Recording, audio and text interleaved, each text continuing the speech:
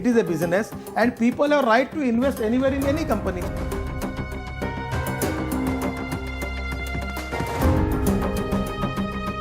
As far as law is concerned, there even I have right to purchase the share of your company.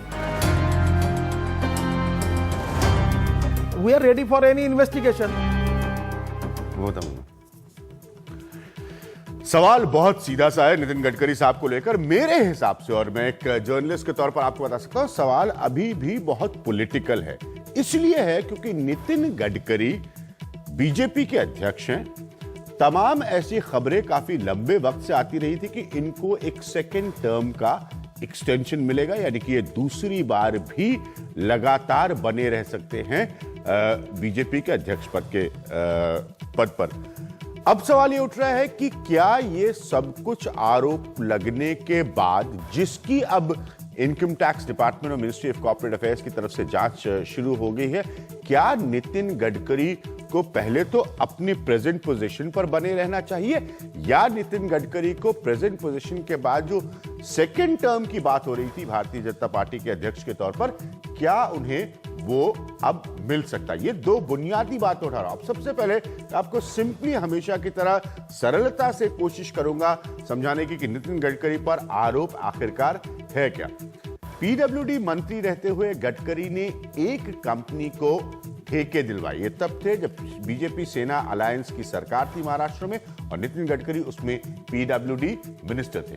Company का नाम ideal road builders. मैं पूरी सरलता से समझा रहा हूं ताकि आप लोग कंफ्यूज मत होइए आंकड़ों और बयानों के बीच में।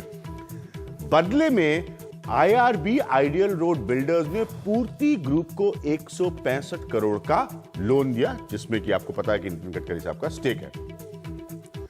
पूर्ति ग्रुप में पैसा लगाने वाली कई कंपनीज जो हैं वो फर्जी हैं, यानी कि उनका बेस अगर आप देखिए तो उस पर एक बहुत बड़ा क्वेश्चन मार्क नजर आता है। पूर्ति ग्रुप के डायरेक्टर रह चुके हैं नितिन गडकरी। अब ये सारे जो जानकारियां हैं उसके हिसाब से मैं आपको समझा रहा हूं। फर्जी कंपनियों ने एक दूसरे में ही पैसा लगाया। ये टिपिकल बिजनेस के जो क्वेश्चनेबल ट्रांजैक्शन होते हैं उसकी तस्वीर है कि एक कंपनी से आप पैसा निकालते हैं, दूसरे में लगाते हैं, वही दूसरी कंपनी जब फाइनेंशियली स्ट्रांग हो जाती है वो पहली वाली को रीलोन कर देती है। तमाम तरीके हैं। कोई भी चार्टर्ड अकाउंटेंट अगर इस कार्यक्रम को देख रहा होगा या कंपनी सेक्रेटरी, वो समझ रहे होंगे कि मैं क्या बात कर रहा हूं।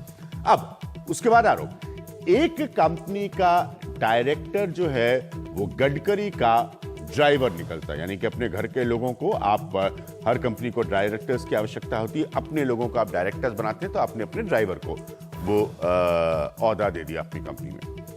ये हैं बेसिक चार्जेस जो नितिन गडकरी साहब के ऊपर। अब जिस कंपनी से उन्होंने उधार लिया, अब ये नए सवाल खड़े हो रहे हैं इसी सीक्वेंस में। मैं कोशिश कर रहा हूं कि जितना सरल हो सके उतना सरल बनाकर आपको समझाऊं, उसी को कर्ज कैसे दे दिया। तो सवाल ये उठ रहा है कि आपने शुरुआत में देखा होगा कि कंपनी से उन्होंने लोन लिया, बाद में उसी को लोन दे देते हैं वो। रीजेंसी एक्विफिन ने पूर्ति के 4 करोड़ शेयर खरीदे। उन तमाम कंपनियों में से एक कंपनी है रीजेंसी एक्विफिन, इसने 4 करोड़ शेयर खरीदे। रीजेंसी एक्विफिन को ही गडकरी ने 26 लाख रुपए का उधार दिया।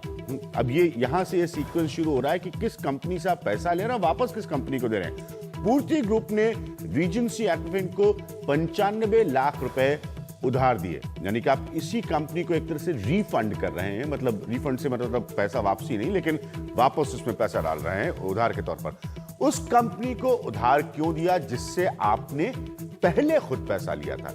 ये नया मामला है। क्या रीजेंसी एक्विफिन खुद गडकरी की ही कंपनी है? क्या ये कंपनियों के पीछे खुद नितिन गडकरी हैं? और जैसा मैंने कहा कि इस तरह के ट्रांजैक्शंस कोई नई बात नहीं है, ये आपस में ही ट्रांजैक्शंस हो रहे थे।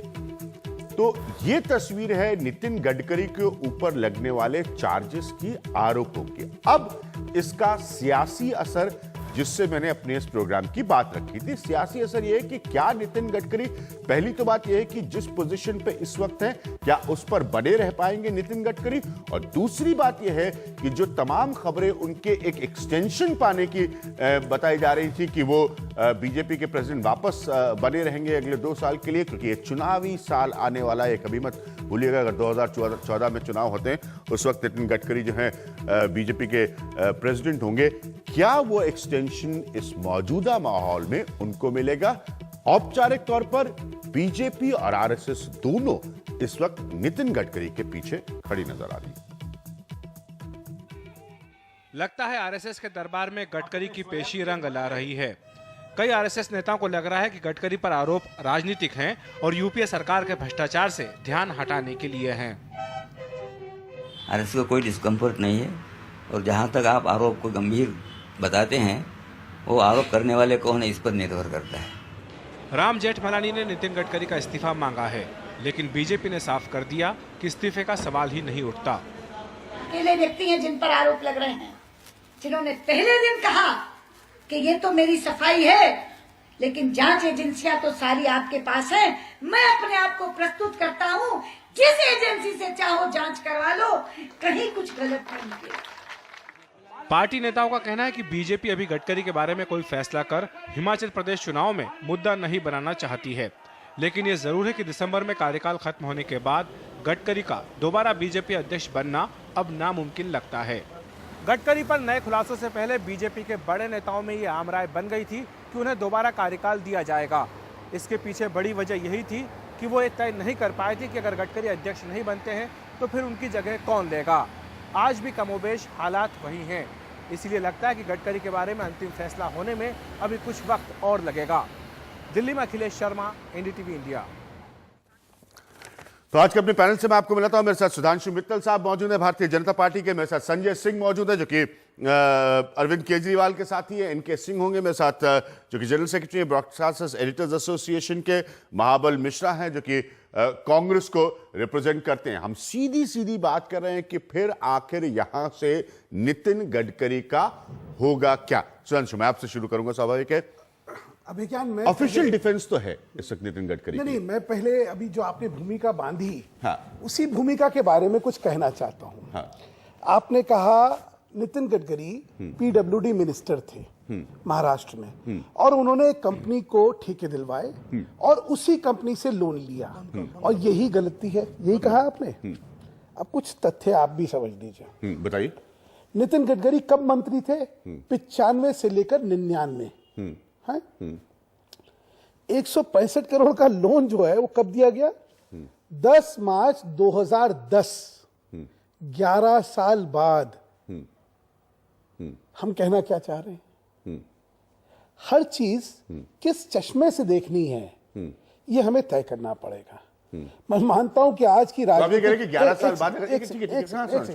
आज के राजनीतिक व्यवस्था में हर राजनीतिक व्यक्ति की विश्वसनीयता इतनी कम हो चुकी है कि आप उस पर कुछ भी फेंक दीजिए, उस पर चिपकेगा। ठीक है, ये मौजूदा माहौल है। मैं वो मौजूदा माहौल है, मानता हूं। मैं सिर्फ आपसे एक निवेदन करना चाहता हूं जी। गडकरी जी वाला पूरा केस देख लीजिए आप। हाँ। इल्जाम है व्यवसायिक अनियमितताओं के इल्जाम है, भ्रष्टाचार के नहीं है, पद के दुरुपयोग के नहीं है। ठीक है, जब किसी पे इल्जाम लगते हैं तो उसका क्या सही तरीका होता है कि भाई उसकी निष्पक्ष जांच हो जाए और जांच में जो जना दोषी पाया जाए उसे सजा मिलनी चाहिए। ठीक है, वो जांच इनकम टैक्स डिपार्टमेंट और कॉर्पोरेट अफेयर्स मिनिस्ट्री की शुरू हो गई। देखिए नहीं, अक्सर लोग क्या कहते हैं, जो अभी तक कांग्रेस का हर चीज में स्टैंड रहा है कि जहां जांच की बात आती है, नहीं इसमें जांच होनी नहीं चाहिए, इसमें जांच नहीं होनी चाहिए। कोई प्राइवेट सिटीजन हो जाता है, कोई वीरभद्र जी वाला जैसा किस्सा ले लीजिए। मेरा कहना है नितिन गडकरी जी का क्या रिस्पॉन्स है? उन्होंने कहा ये मेरे खिलाफ जितने इल्जाम हैं गलत हैं, मैं किसी भी जांच के लिए तैयार हूं, और अगर मेरे जांच में दोषी पाया गया मैं, तो ना केवल मैं भाजपा के राष्ट्रीय अध्यक्ष पद से इस्तीफा दूंगा, मैं सार्वजनिक जीवन से भी इस्तीफा दे दूंगा। India's #1 news app just got even better. Download NDTV's new app, fully optimized for Retina display, full screen view, faster response time, and Sudoku. NDTV's new iPad app. Download now.